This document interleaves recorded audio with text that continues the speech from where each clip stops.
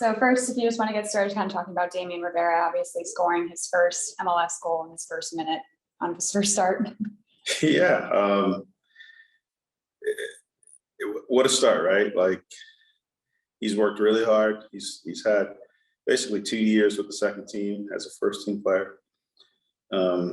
He's been waiting for his chance and he gets it. And, perfect sort of start for him as a professional in terms of starting a game, getting on the board, scoring early, and, I think well deserved.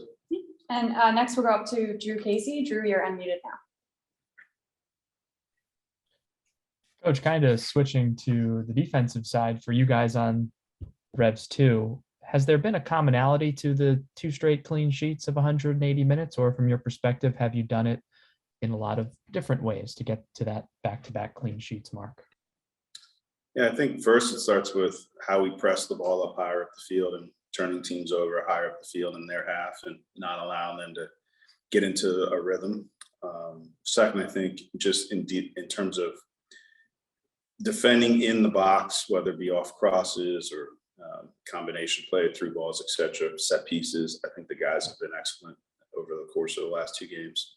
And then I think the third piece, which is maybe just as important, is we've been better with the ball, better moving it, so not allowing the other team to have the ball and being able to dictate the tempo that way. And so if you have the ball, there's a good chance that they can't score. So we've been better with the ball, and all those other things defensively have added up to us being,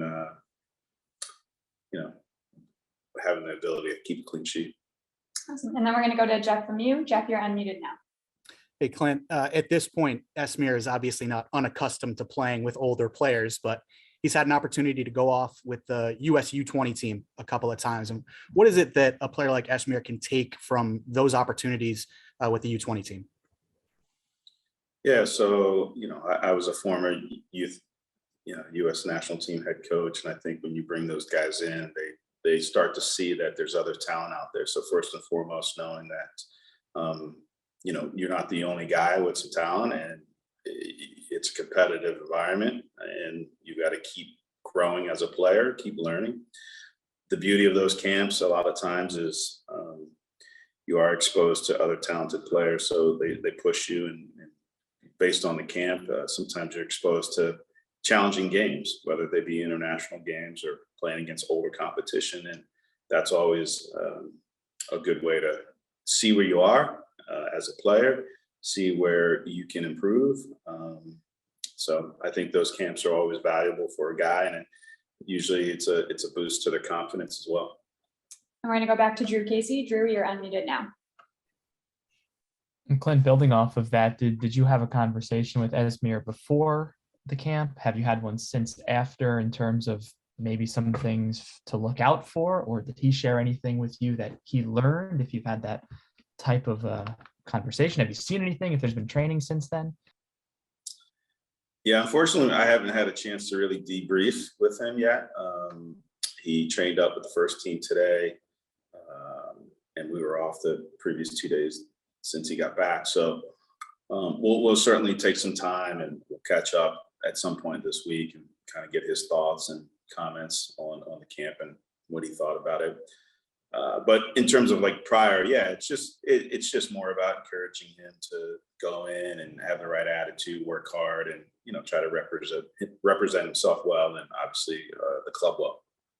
And then we'll go back to Jeff. You're unmuted now. Clint, you mentioned some really solid defensive performances the last couple of weeks. Obviously, the results have been coming. What is it that you kind of want to see continuing to improve now as you're going through the coming weeks and months? Yeah, crazy enough, we've been better with the ball. We've been better defensively, and we haven't scored as much.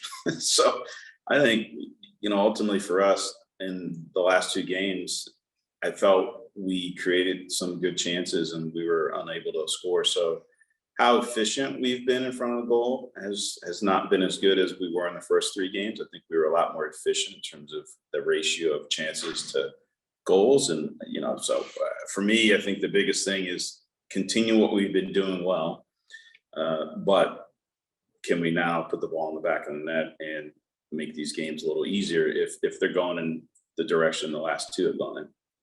And for our last question, we'll go back to Drew. You're unmuted now.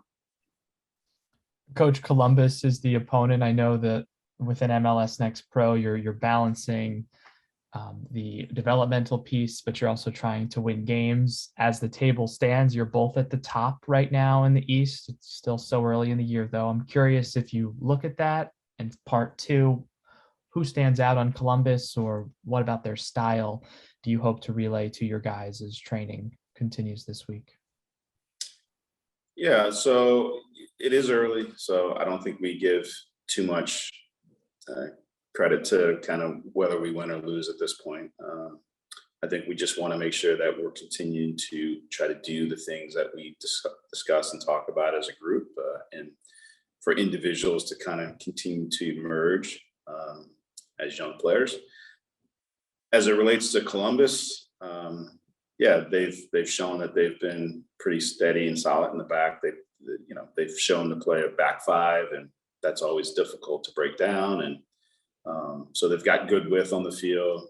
They've got guys kind of in good spots based on how they play, and they really do a good job of moving the ball. So as we approach the game, it will be important for us to kind of continue to be collective in how we defend, and continue to move the ball in a way that allows us to create opportunities.